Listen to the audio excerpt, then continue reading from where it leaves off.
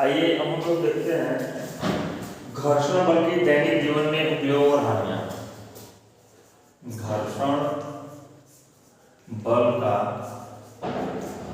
दैनिक जीवन में उपयोग एवं हानियां।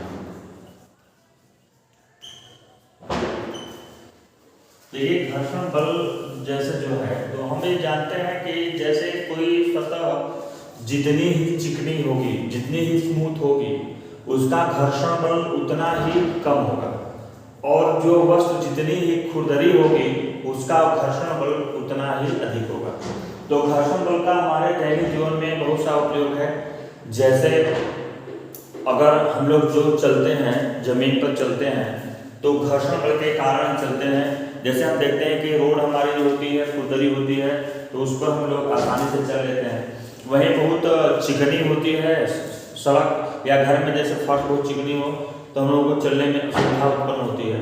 तो घर्षण बल का दैनिक जीवन में हमारे ये महत्व है। और जैसे घर्षण बल न होता तो जैसे हम लोग कॉपी पर पेन से पेंसिल से लिखते हैं या ब्लैक बोर्ड पर चॉक द्वारा लिखा जाता है, अगर घर्षण बल न होता तो हम लोग ये जो लिखते हैं ये सब चीजें लिख न पाते।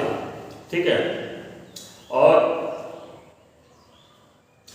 जैसे हम किसी चीज को आरी ले लीजिए, आरी द्वारा जैसे हम उस लकड़ी को काटते हैं, अगर घर्षण बल न होता तो उस आरी के द्वारा वह लकड़ी भी कट नहीं पाएगी। या फिर माचिस को आप घर में इस्तेमाल करते हैं, माचिस को घर में इस्तेमाल करते हैं तो जो माचिस की तीली होती है, अगर घर्षण बल न हो तो वह जल नहीं पाएगी। तो इस तरह से घर्षण बल का हमारे दैनिक जीवन में बहुत सा उपयोग है। और घर्षण बल से हानियां भी बहुत है। जैसे घर्षण बल के कारण भी होता क्या है कि जो हमारे जैसे गाड़ियां हैं, वाहन जो चलते हैं, उनके जो टायर होते हैं घर्षण बल के कारण धीरे धीरे घिस जाते हैं। या जो मशीनें हैं, मशीनों के जो कलपुर्जे हैं, बेयरिंग है, घर्षण बल के कारण धीरे धीरे वो घिस करके खराब हो जाती है, जिसकी वैल्यू घट जाती है, उसका मूल्य कम हो जाता है। तो घर्षण बल से हम लोगों को बहुत सी हानियां होती हैं।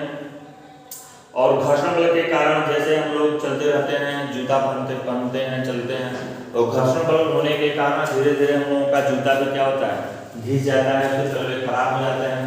तो ये सब क्या है, घर्षण बल से हानियां हैं। तो घर्षण बल से बहुत सी हानियां हैं।